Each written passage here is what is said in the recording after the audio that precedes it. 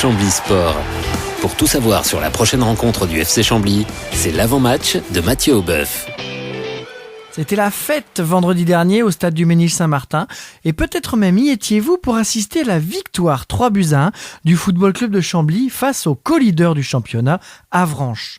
Des buts signés Lassana Doucouré, Romain Padovani et Samir Benmeziane. Si vous n'y étiez pas, écoutez donc l'heureux président Fulvio Luzi, interviewé juste après la rencontre. Il vous refait le match. Une soirée où on a eu la réussite par rapport à la semaine dernière où on prend 3-0 alors qu'on a beaucoup plus d'occasions que notre adversaire. Et là ce soir, on a plus d'occasions bien sûr qu'Avranches. On fait une bonne première mi-temps, tape le poteau, la barre, et puis on a 5-6 minutes juste avant la mi-temps où on est un peu fébrile, on prend une barre et on prend un but.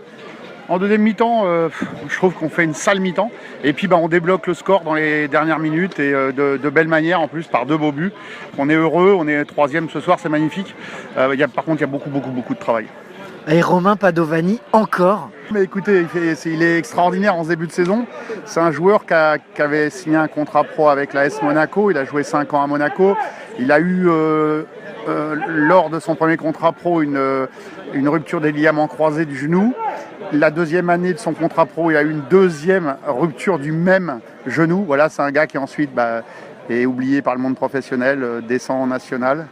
Et puis il a rebondi, puis là il est vraiment dans une forme olympique, et il le prouve en marquant des buts très importants pour le FC Chambly, et je suis bien content pour lui. Le seul bémol de cette rencontre est la blessure de Thomas Henry, sorti à la mi-temps, victime d'une entorse.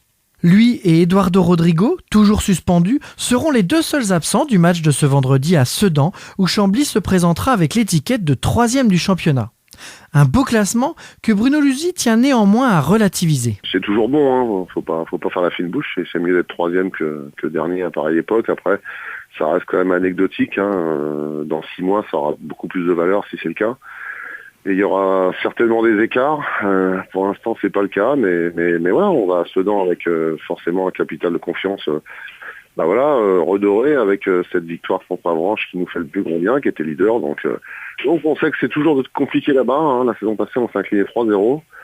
C'est une équipe qui, jusqu'à présent, ne nous réussit pas, mais comme cette année, on est un peu dans les premières. C'est la première fois qu'on battait Avranches en 5 rencontres. C'est la première fois qu'on va Bastia en 5 rencontres. Ça va être la 5e rencontre contre Sedan et on ne les a jamais battus. Donc on va croire aux signes, aux chiffres. Espérons donc que les signes resteront en faveur du Football Club de Chambly. Cette équipe est 16e du classement et donc relégable. Il faudra donc se méfier de cette équipe en quête de points. Avec seulement 1 victoire et 2 nuls au compteur pour 3 défaites, les hommes de Colbert Marleau se doivent de se racheter devant leur public. Encore récemment en Ligue 2, les Sedanais ont un superbe stade de 23 000 places et une pelouse de belle qualité. Avec autant de feu au vert, espérons donc que nos Comblysiens sauront trouver le chemin des filets et repartir avec les 3 points. Amoureux du Football Club de Chambly, je vous propose de vivre ce match en direct sur votre radio préférée. Je serai en effet sur place pour vous le commenter seconde par seconde. Rendez-vous donc ce vendredi 16 septembre dès 20h sur Radio Chambly. Radio Chambly, la radio qui parle de vous, avec vous.